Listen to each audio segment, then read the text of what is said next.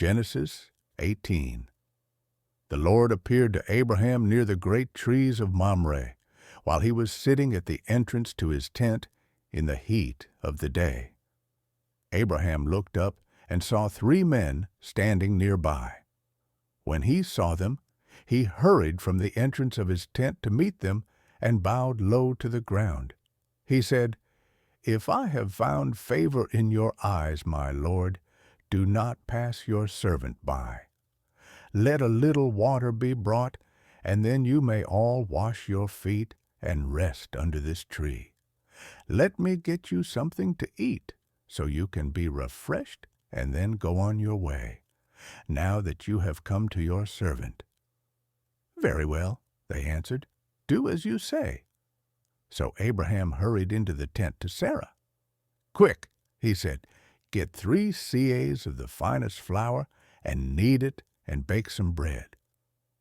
Then he ran to the herd and selected a choice, tender calf and gave it to a servant, who hurried to prepare it. He then brought some curds and milk and the calf that had been prepared and set these before them. While they ate, he stood near them under a tree. "Where is your wife Sarah?" they asked him. "There, in the tent," he said. Then one of them said, "I will surely return to you about this time next year, and Sarah your wife will have a son." Now Sarah was listening at the entrance to the tent, which was behind him. Abraham and Sarah were already very old, and Sarah was past the age of childbearing. So Sarah laughed to herself as she thought, "After I am worn out and my Lord is old, will I now have this pleasure?" Then the Lord said to Abraham, "Why did Sarah laugh and say, 'Will I really have a child now that I am old?' Is anything too hard for the Lord? I will return to you at the appointed time next year, and Sarah will have a son." Sarah was afraid, so she lied and said, "I did not laugh." But he said, "Yes, you did laugh." When the men got up to leave, they looked down toward Sodom, and Abraham walked along with them to see them on their way. Then the Lord said, "Shall I hide from Abraham what I am about to do?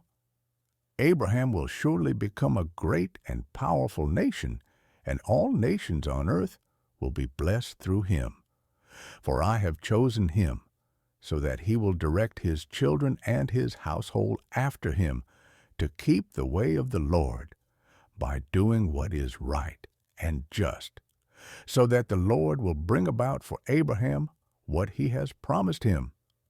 Then the Lord said, "The outcry against Sodom and Gomorrah is so great, and their sin so grievous, that I will go down and see if what they have done is as bad as the outcry that has reached me. If not, I will know." The men turned away and went toward Sodom, but Abraham remained standing before the Lord. Then Abraham approached him and said, "Will you sweep away the righteous with the wicked? What if there are 50 righteous people in the city? Will you really sweep it away and not spare the place for the sake of the 50 righteous people in it? Far be it from you to do such a thing, to kill the righteous with the wicked, treating the righteous and the wicked alike. Far be it from you. Will not the judge of all the earth do right?" The Lord said, "If I find 50 righteous people in the city of Sodom, I will spare the whole place for their sake." Then Abraham spoke up again. "Now that I have been so bold as to speak to the Lord, though I am nothing but dust and ashes, what if the number of the righteous is 5 less than 50? Will you destroy the whole city for lack of 5 people? If I find 45 there," he said, "I will not destroy it." Once again he spoke to him. "What if only 40 are found there?" He said, "For the sake of 40, I will not do it."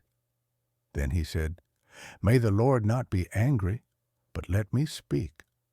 What if only 30 can be found there?" He answered, I will not do it if I find 30 there." Abraham said, "Now that I have been so bold as to speak to the Lord, what if only 20 can be found there?" He said, "For the sake of 20, I will not destroy it." Then he said, "May the Lord not be angry, but let me speak just once more. What if only 10 can be found there?" He answered, "For the sake of 10, I will not destroy it." When the Lord had finished speaking with Abraham, he left, and Abraham returned home.